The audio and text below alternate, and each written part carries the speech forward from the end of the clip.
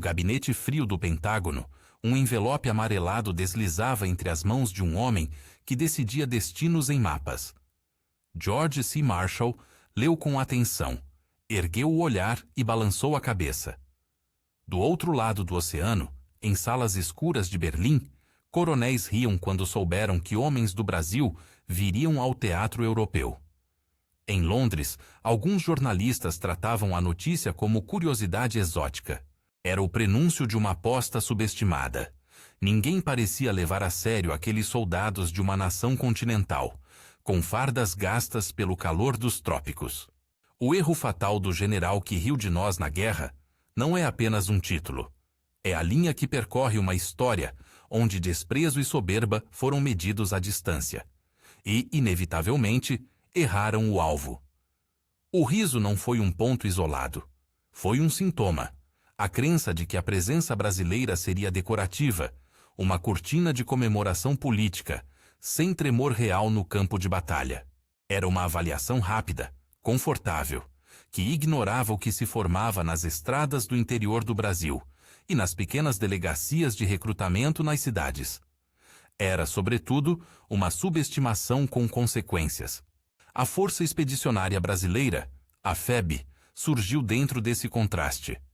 Não foi um projeto de poucos meses, esboçado por vaidade.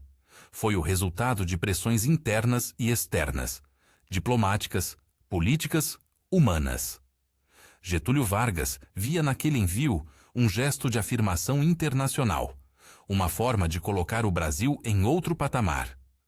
Porém, nos quartéis do Eixo e nas redes de inteligência aliadas, o prognóstico, quando havia prognóstico, era morno.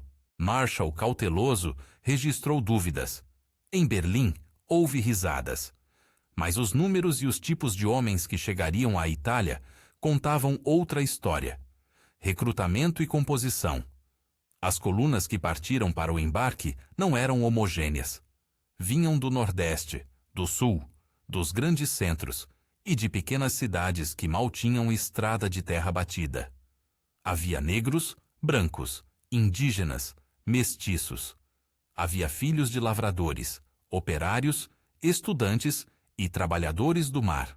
A FEB foi, nos termos da época, uma experiência de integração racial incomum entre forças aliadas.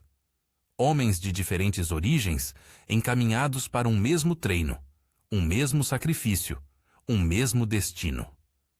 O treinamento foi acelerado e intenso. As semanas nas bases americanas, o contato com instrutores estrangeiros, a adaptação aos equipamentos trazidos dos EUASI, motores, caminhões, artilharia, tudo se somou numa aprendizagem quase forçada. Não faltavam limitações. O tempo era curto. As experiências em combates modernos eram novas para muitos oficiais.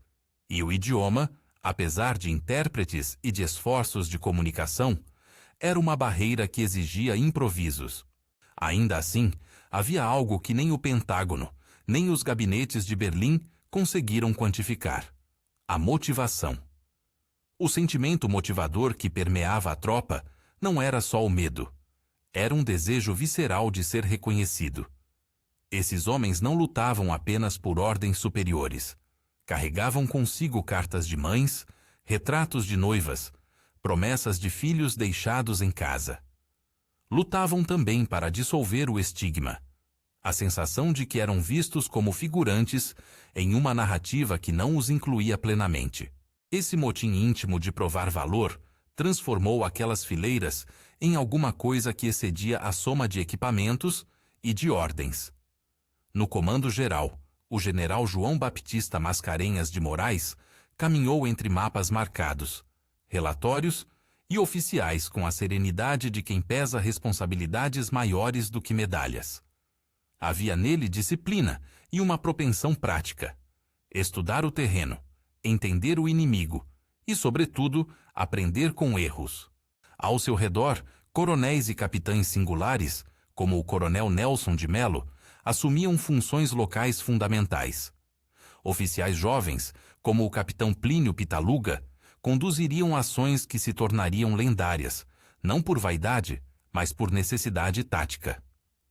Quando a febre desembarcou em Nápoles e começou a se espalhar pelo teatro italiano, as estradas estreitas e as montanhas brancas impuseram um aprendizado rápido.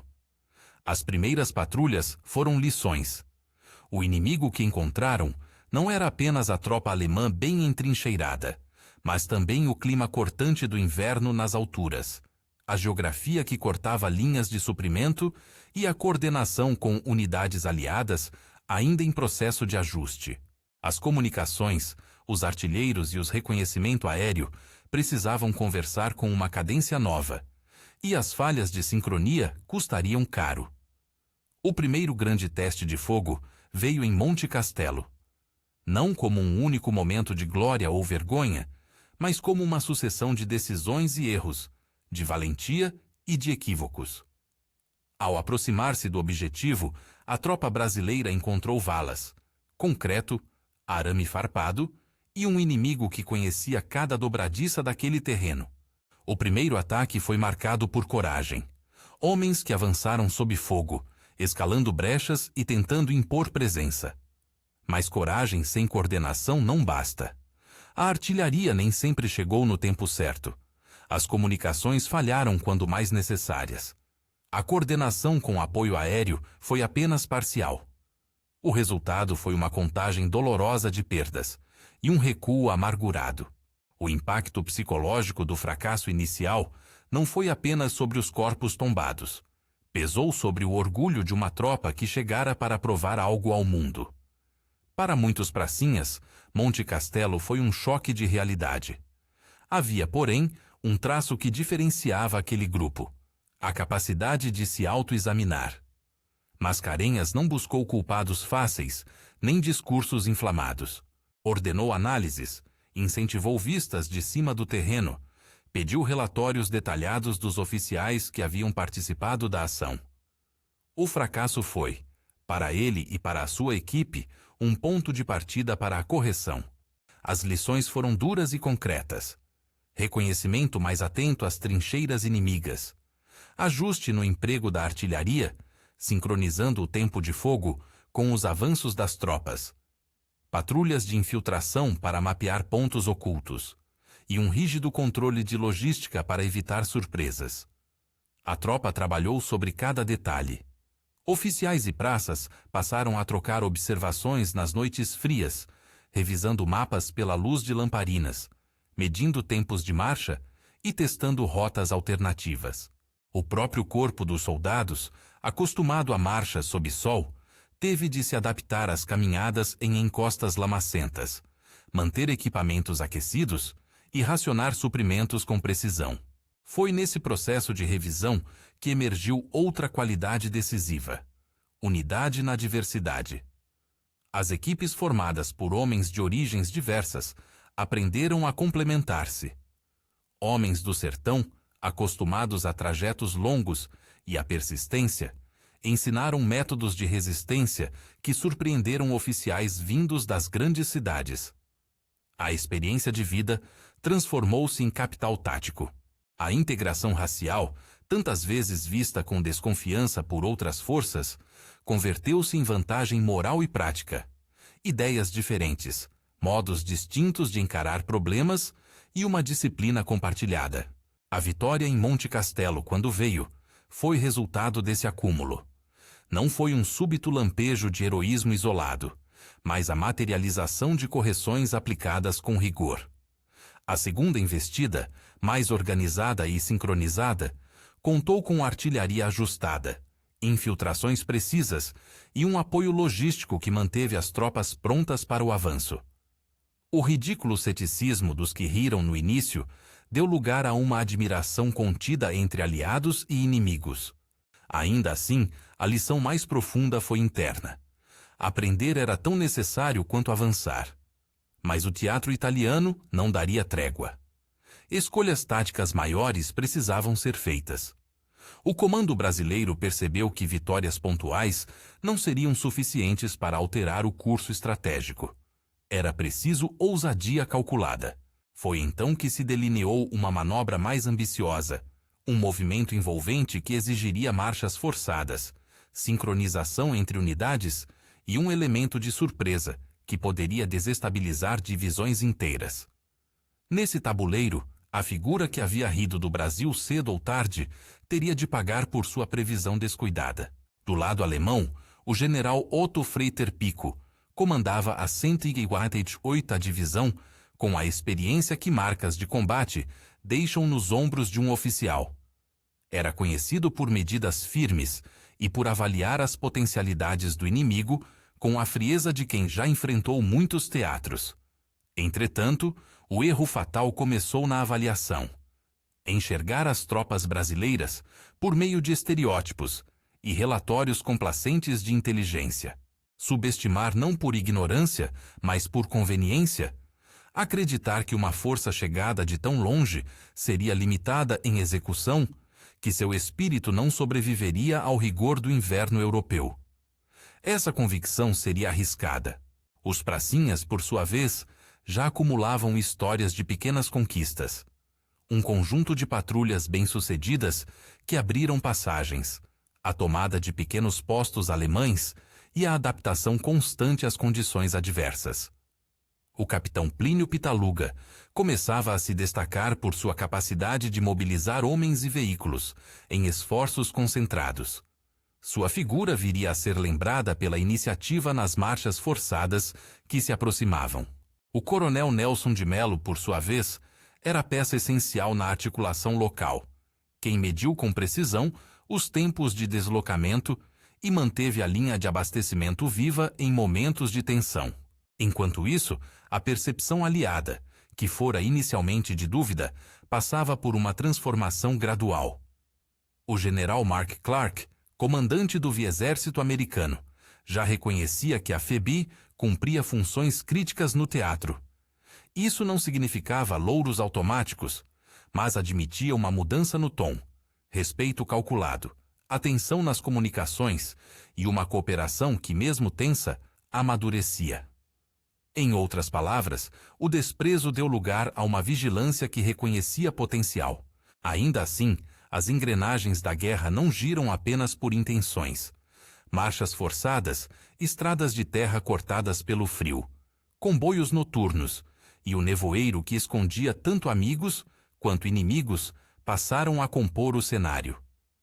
Quando o comando brasileiro concebeu a operação destinada a envolver e pressionar a 148ª Divisão, sabia que arriscava muito.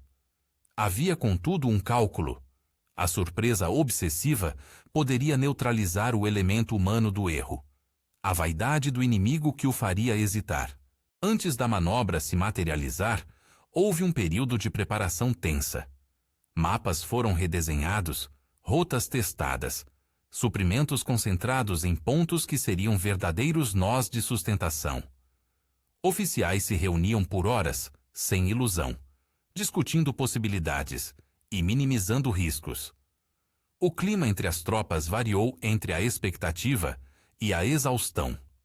A marcha que se aproximava prometia ser uma prova de resistência.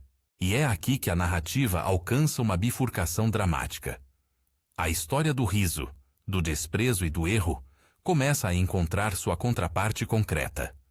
Homens alinhados sob a mesma bandeira, marchas longas sob a chuva e o planejamento frio de um comandante que decidiu que a melhor resposta ao escárnio era uma estratégia bem executada. Do outro lado, o general que riu, Freyter-Pico, mantinha sua ordem de batalha, talvez convencido de que o inimigo mais exótico ainda não representava ameaça. Esse cuidado a menos, essa abertura, é a fissura pela qual a manobra brasileira começaria a infiltrar-se. Mas antes que a engrenagem principal girasse por completo, havia ainda um preço a pagar por erros anteriores. Monte Castelo deixara marcas, e as lições haviam de ser aplicadas com disciplina. Mascarenhas e sua equipe não buscavam folclore, procuravam eficácia. Em relatos e na prática, ajustaram horários, calibraram artilharia e testaram comunicações. A tropa, por sua vez, endureceu-se. Homens que haviam recuado pela primeira vez sentiram o peso da responsabilidade e tornaram-se mais meticulosos, mais atentos às ordens e ao terreno. No acampamento, A vida diária oscilava entre o silêncio reverente e o barulho das tarefas. Limpar armas, revisar cronogramas, bolar estratégias com cartas espalhadas sobre mesas improvisadas.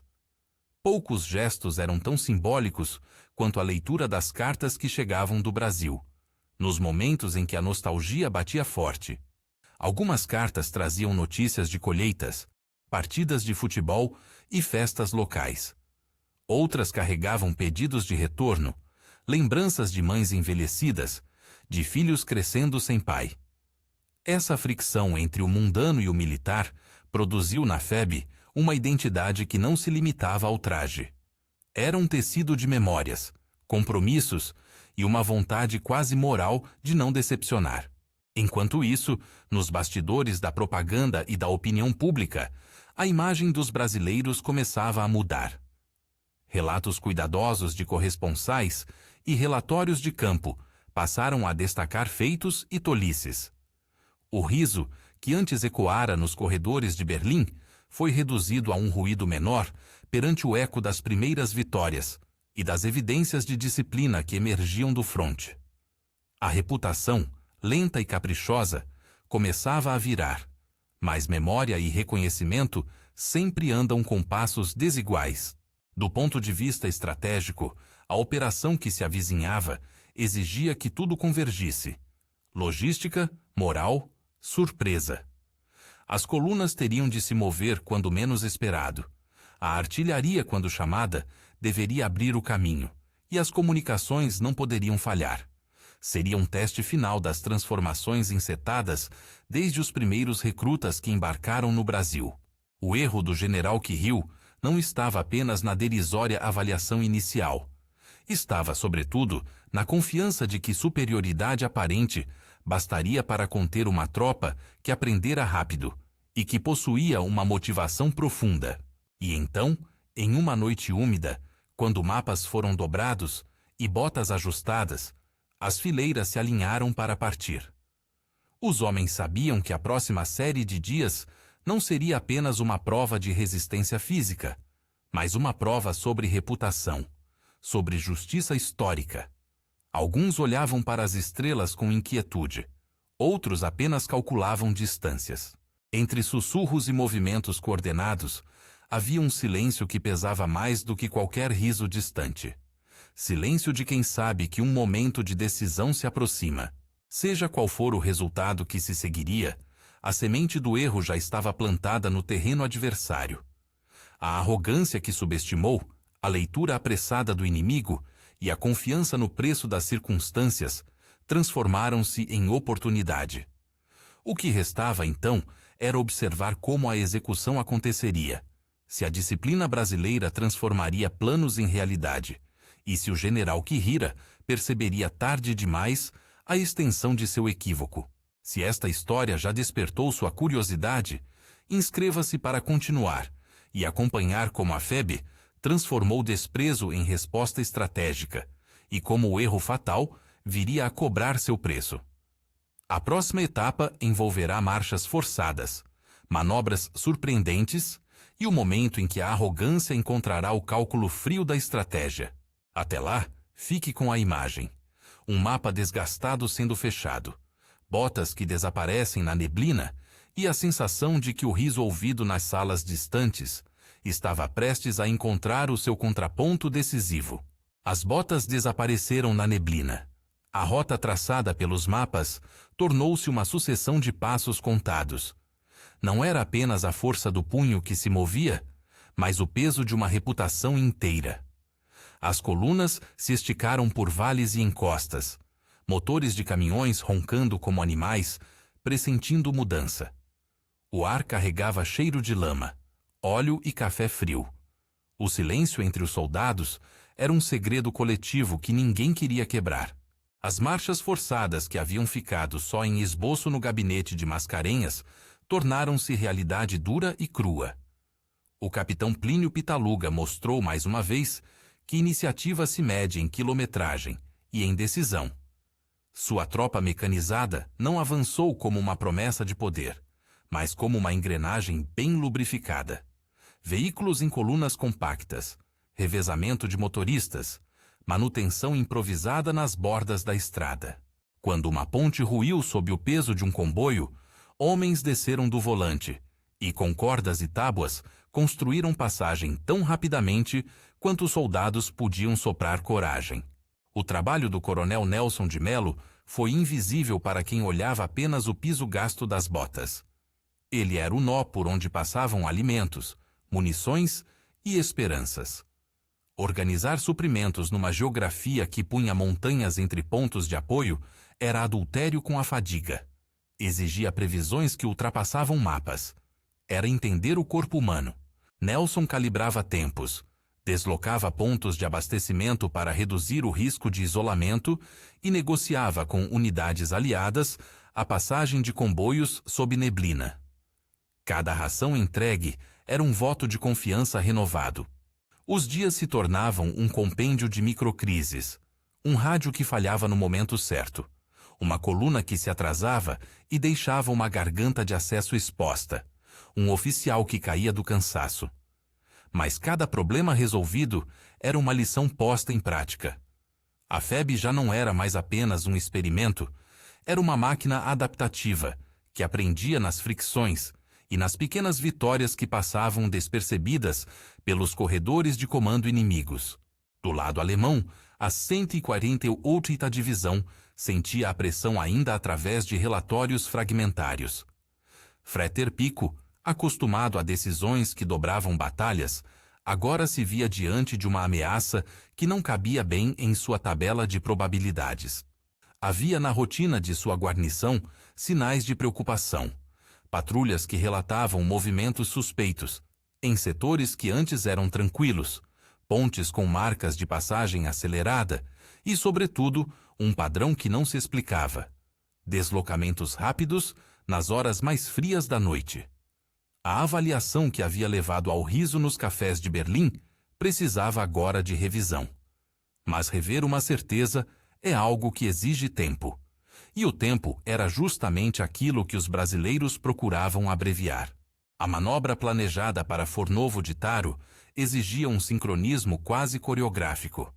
Subunidades brasileiras fariam movimentos paralelos, fechando arcos a partir de pontos diferentes, enquanto unidades de montanha segurariam as linhas frontais, até que as colunas principais completassem o cerco. Em linguagem técnica, tratava-se de uma manobra envolvente com elementos de pinça. Para quem via de fora, parecia apenas marcha. Para quem estava dentro, era a execução de semanas de ajustes. Na noite que antecedeu o engajamento decisivo, as luzes baixaram. Lanternas cobertas e sinais com bandeiras improvisadas substituíram os rádios para não denunciar posições. Homens enrolaram mantas úmidas nos cascos dos motores para evitar faíscas. Outros trocaram histórias baixas, memórias do sertão, trechos de cantigas, promessas de festas que esperavam reencontrar. Alguns escreveram bilhetes que não chegaram a enviar. O som dos passos tomou a estrada como um único corpo pulsante. O primeiro choque não foi o estrondo esperado, mas o reconhecimento. Elementos avançados encontraram postos de vigia isolados, pequenos ressaltos defensivos mal guarnecidos. Essas presenças isoladas foram rapidamente contornadas. Um dos artifícios empregados foi aproveitar a escuridão e o nevoeiro para infiltrar pequenas patrulhas que receberam ordens de sondar e atrair atenção, abrindo assim corredores para as colunas de maior brilho tático. Não se tratava de bravura exposta, mas de cálculo frio e medido. O inimigo, confuso, começava a sentir que algo fugia à sua previsão. Quando o combate se alargou, ele assumiu tons breves e intensos. O tiro aqui, uma explosão acolá, cortes de imagem na memória dos soldados. Frases curtas descrevem bem aquilo: fogo, avanço, cobertura, recuo, reorganização. A artilharia brasileira, agora bem calibrada com observadores no terreno, ensinou aos alemães uma lição desconfortável. A sincronização podia ser tão letal quanto a força bruta. Cada rajada que abria terreno permitia que as colunas mecanizadas avançassem, ocupassem posições e fechassem a anilha do cerco. Frei Pico passou as primeiras horas do cerco, avaliando alternativas. Retirar, contra-atacar, realinhar. Nenhuma opção era agradável. Havia ainda a esperança de que o centro de gravidade do ataque brasileiro se revelasse limitado, que uma vez cortada a retaguarda, tudo entraria nos trilhos do costume.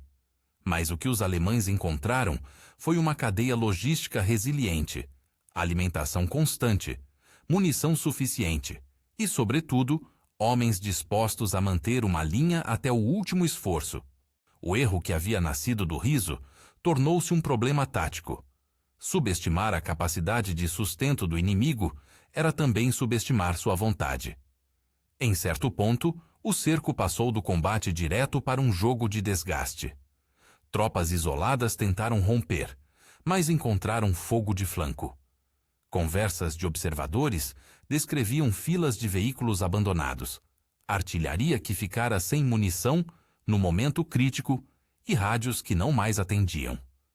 O cansaço minava decisões. A fome, o espírito. Havia ainda do lado alemão um elemento humano. Jovens soldados deslocados de suas terras, oficiais que contemplavam mapas com o mesmo ar de cansaço visto no outro campo. Guerra é sempre tragédia dupla. A negociação final foi um ato liminar entre exaustões. O Major Kunz, chefe do Estado-Maior da 148IA, apareceu não com um gesto de orgulho, mas com a gravidade de quem traz um papel que traduz um fracasso limítrofe. Ele buscou termos que evitassem mais derramamento de sangue, uma sentença pragmática que divergira do riso de antes. Era o oficial incumbido de negociar as condições de entrega, de salvar a vida dos homens sob seu comando. Chegou com a bandeira do pragmatismo, e a bandeira branca deixou de ser símbolo de vergonha para se tornar documento de fim. A rendição, quando se materializou, teve proporções que surpreenderam muitos. Foram entregues 14.779 prisioneiros, uma cifra que circulou depois nos relatórios, com a estranheza de quem descobre que a contagem de vidas excede as expectativas. Além dos cativos, equipamentos e material diverso passaram às mãos dos vencedores. Artilharia, veículos, suprimentos estocados, que na pressa não puderam ser levados. A imagem da bandeira branca levantada naquele ponto do vale foi para muitos pracinhas o momento de inversão mais simbólico. O riso distante transformou-se numa capitulação tangível. Não se tratou de um espetáculo vazio. A rendição deixou sequelas práticas e simbólicas. Do ponto de vista militar, a neutralização de uma divisão significava liberação de setor e possibilidade de redistribuir forças aliadas. Do ponto de vista psicológico, foi a confirmação de que a FEB podia executar operações de envergadura e gerar resultados concretos.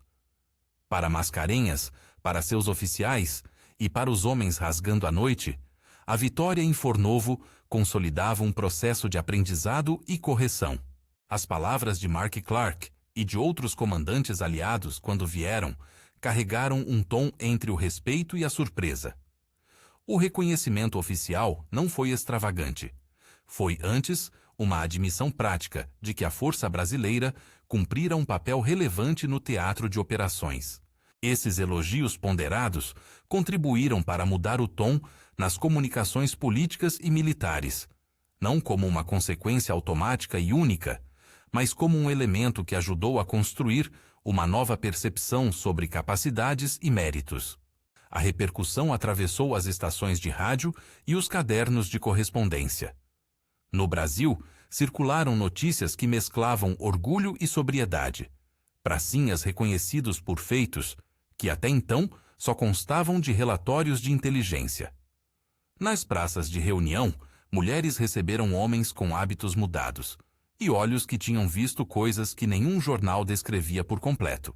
Nos lares, cartas que chegavam tardias traziam nomes de companheiros que não voltariam.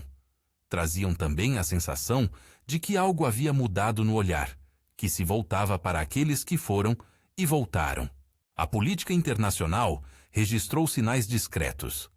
A presença da FEB no teatro italiano, e em especial sua ação em Fornovo, foi interpretada por analistas como um contributo relevante nas discussões sobre o papel do Brasil na ordem pós-guerra. Em alguns setores, essa atuação foi usada para reivindicar maior lugar nas negociações e para pressionar por reconhecimento.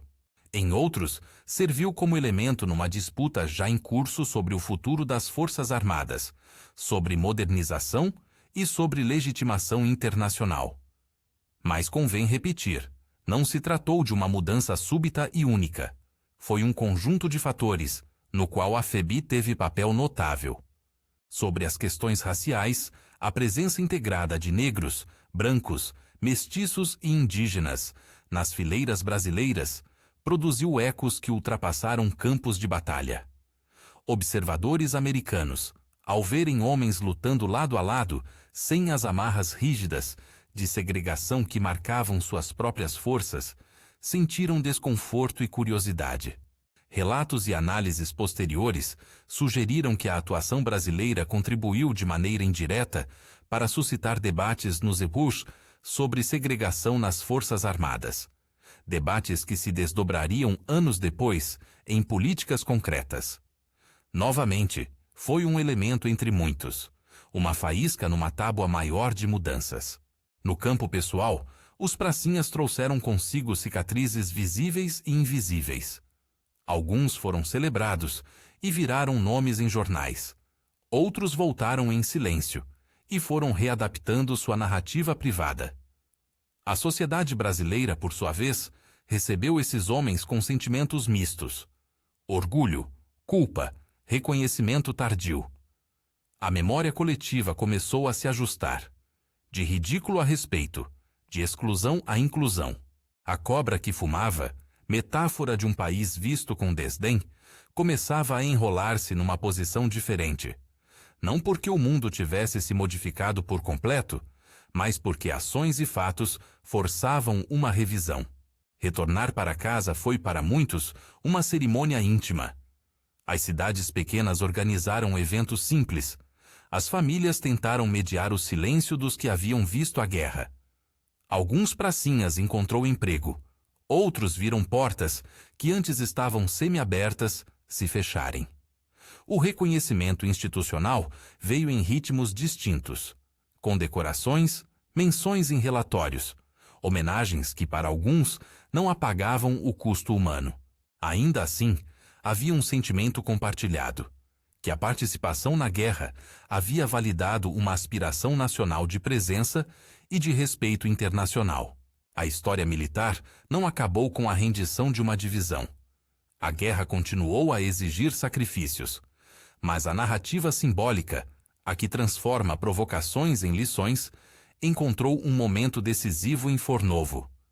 O riso que ecoara em salas distantes transformou-se para muitos alemães naquelas filas em silêncio quebrado por ordens de rendição. Para muitos brasileiros, em imagens de homens levantando as mãos, em filas de prisioneiros, em equipamentos abandonados.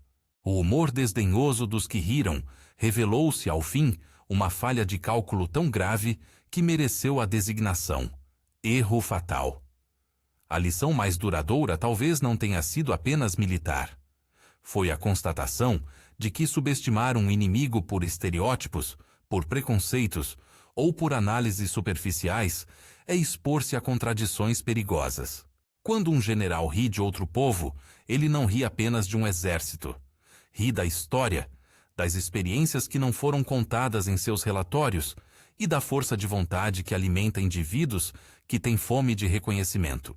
Anos depois, quando se consultaram memórias e relatórios, a narrativa tornou-se mais complexa. Havia, como sempre, responsabilidade compartilhada por erros e acertos. Mascarenhas foi reconhecido por sua capacidade de aprender. Pitaluga, por audácia calculada. Nelson de Mello, por logística que manteve a coluna viva. E os pracinhas, por coragem que excedeu expectativas. Do outro lado, a análise da 148ª Divisão revelou que o erro foi menos de um homem e mais de um sistema de avaliações que tomaram o estereótipo por verdade. A cobra fumando, imagem que começou como piada e deboche, reapareceu nas lembranças como símbolo de transformação. Não uma revanche barata, mas a inversão de um prognóstico injusto. A nação que embarcara para provar valor voltou com algo além de medalhas. Trouxe a experiência de ser provada e de provar ao mundo que identidade e capacidade podem conviver de maneira menos previsível do que as elites supõem. Hoje, quando narramos aquele episódio, fazemos mais do que contar uma história de batalhas e capitulações. Contamos como preconceitos podem cegar decisões e como aprendizado, disciplina e unidade podem corrigir rotas.